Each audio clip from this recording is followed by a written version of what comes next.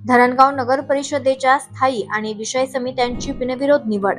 नगर परिषदेत एकोप्याचं वातावरण. धरणगाव नगर परिषदेच्या स्थायी समिती तसेच विविध विषय समित्यांच्या सभापती पदांची निवड प्रक्रिया नुकतीच शांततेत आणि सुरळीतपणे पार पडली.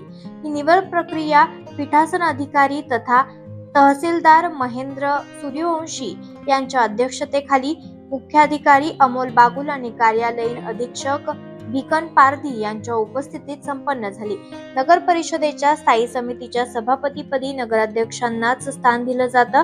त्याचप्रमाणे लोकनियुक्त नगराध्यक्षा लीलाताई सुरेश चौधरी यांची स्थायी समितीच्या सभापतीपदी बिनविरोध निवड करण्यात आली. तसेच विविध विषय समित्यांच्या सभापती आणि सदस्य पदावरही बिनविरोध निवड जाहीर करण्यात आली. यामध्ये सार्वजनिक बांधकाम समिती किशोर दौलत कंखरे, त्याचबरोबर शिक्षण, क्रीडा आणि सांस्कृतिक कार्य समिती प्रियंका चेतन जाधव, स्वच्छता, वैद्यकीय आणि सार्वजनिक आरोग्य समिती नितीन गजानन बयस, पाणी पुरवठा आणि जननिस्सारण समिती सुरेखा विजय महाजन, नियोजन आणि विकास समिती हाजी शेख इब्राहिम अब्दुल रहसूल मोमीन, तर महिला व बालकल्याण समिती मंदाकिनी ललित येवले यांची सभापतीपदी अधिकृतरित्या बिनविरोध निवड घोषित करण्यात आली. निवड प्रक्रियेदरम्यान सर्व नगरसेवकांची उपस्थिती होती. कोणताही वाद अथवा मतभेद न होता सर्व पदांची निवड बिनविरोध झाल्यानं नगर परिषदेत एकोपा आणि सहकार्याचं वातावरण दिसून आलंय. दरम्यान नवनिर्वाचित सभापती आणि सदस्यांचे माजी जिल्हा परिषद सदस्य प्रतापराव पाटील यांनी अभिनंदन केलंय. या समितीमध्ये एकूण आपल्याकडे नगराध्यक्ष म्हणजे अध्यक्ष पकडून 7 सदस्य त्या ठिकाणी होतात. यामध्ये स्थायी समितीचे अध्यक्षपद जे आहे ते पदसिद्ध त्या ठिकाणी नगराध्यक्ष यांच्याकडेच असतं.